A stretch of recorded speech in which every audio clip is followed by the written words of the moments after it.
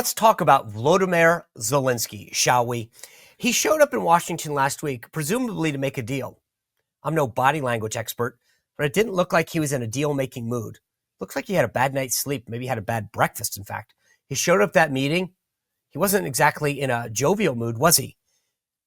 This deal, by the way, would have put an end to the war in his country, an end to the killing and the destruction. And when things went south in the Oval Office, you're gambling with World War III. You're gambling with World War III. And what you're doing is very disrespectful to the country, this country. One guy went viral because he was upset at how it turned out. Take a look. Man, I just want to be next to Zelenskyy right now.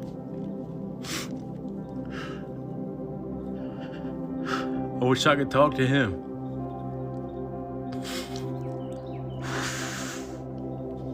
That's a grown man crying for Zelenskyy. Here's the thing. I don't blame him, actually.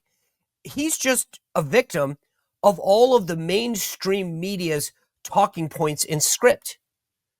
You know, the thing is, we don't get two sides of this story. I know everybody wants to make this either you're with Russia or you're with our allies.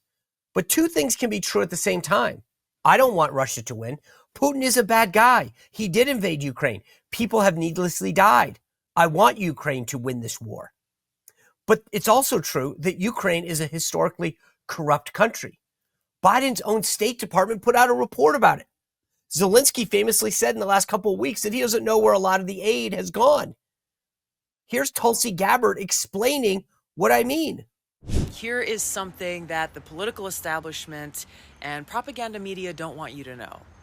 Ukraine's President Zelenskyy has just banned yet another political opposition party, one that questioned his legitimacy as president, and used Ukraine's Department of Justice to mandate the seizure of this party's members' assets. Now, this is just the latest of Zelenskyy's actions to do this sort of thing. He began banning major political opposition parties in 2022, when he also started banning TV channels that were associated with his political opponents. And he took over total control of Ukraine's largest television networks, now controlled by their government. Now, Zelenskyy's presidential term ended on May 20th. He canceled elections in the name of martial law, suspending Ukraine's constitution so that he could stay in power. Now, defenders of Zelenskyy will say, hey, Ukraine is in the middle of a war. They can't have elections. Just stop for a moment and think, if we accept that excuse or criteria for suspending the Constitution and canceling elections, then we should presume that leaders in our own country and our own establishment media will also use this same excuse and rationale when they suspend our Constitution and our elections, since we too are at war with Russia and China. If you think this sounds crazy, look at what's already going on. They've already started conditioning us to accept a dictatorship by rationalizing their own use of our Department of Justice to target President Trump and other political enemies in their efforts to stay in power. So when I see that guy crying, I don't want to blame him. I want to blame the media because he has been forced to listen to a one-sided view of how the world works and who this guy is.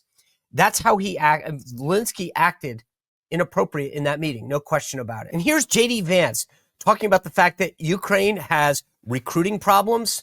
Yeah, take a look. Right now, you guys are going around and forcing conscripts to the front lines because you have manpower problems.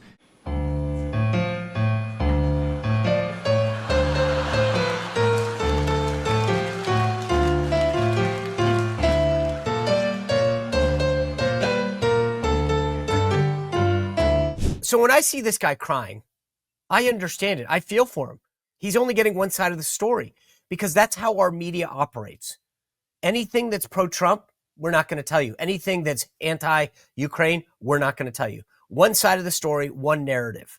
Growing concern from Democrats and even some Republicans that the administration is turning toward Russia. Democratic Senator Chris Murphy saying this administration is now becoming an arm of the Kremlin, David.